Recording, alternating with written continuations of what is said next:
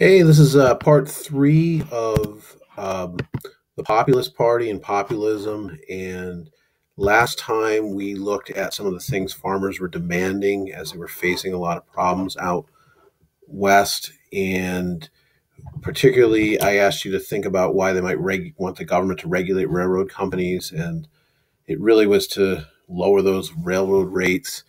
We talked a little bit about backing the dollar with silver, and we're going to see that that becomes an issue in terms of how they're going to move forward politically. And one of the things I asked you about also is why would they support the 8-hour workday and restrictions on immigration? And really, the big reason they did was to get support from other people. And so the populism movement goes from being just about farmers to being about other people like industrial workers. And so they're trying to get the support of industrial workers. So they're going to take on a number of issues that don't have anything to do with farming, but have to deal with the overall economic issues of the day. So they ran their own candidate in 1892. And as you can see from this map, while they didn't win, it's pretty impressive that for a really new political party, they got like 1 million votes and even won the electoral vote in several Western states. And that's pretty big considering what they were trying to go for. But it becomes pretty obvious that for them to get really heard, they're going to not be able to just run on this third party, that they're going to need to look to one of the other two major parties, the Democrats or the Republicans, for help. And if you look at the majority of people that support the Democrats, you see a lot of wealthy farmers. So while many of these farmers out west aren't so wealthy, they at least have people that identify with them.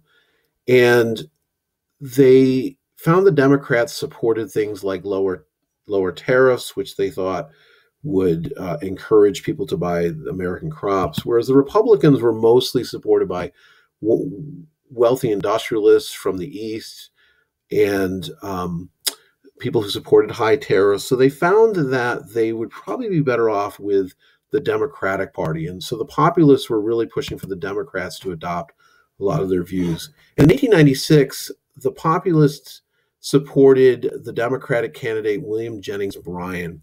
Now, Bryan had said that he would support the silver standard. Remember that thing about money, and support the idea of the dollar being based upon the value of silver and gold.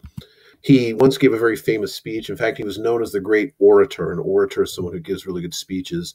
And he's very famous for a speech called the Cross of Gold speech. He basically said that America should not be crucified on a cross of gold. And he was very impressive to the populists. So to get the populist vote, he took on a lot of their ideas. And for them to get the support of a national party, they supported Bryan in that. And while Bryan loses the election, you can see it's a pretty close election in terms of popular vote, especially in the 1890s. And we're going to find that the Populist Party kind of lose after this. Their issues don't become as big in the late 1890s as they were earlier on. But the big question we're going to focus on is why did they attract millions of supporters? And so that's going to be your last post, and then we're going to focus later on some documents that help us maybe understand this question just a little better.